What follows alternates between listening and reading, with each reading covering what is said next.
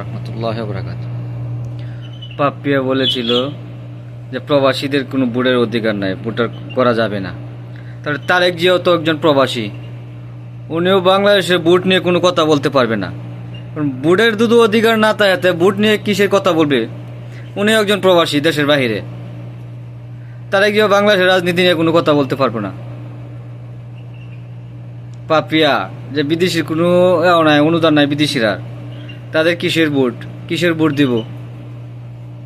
বুঝে না তো, 6টা মাসে কয়টা দিন যা।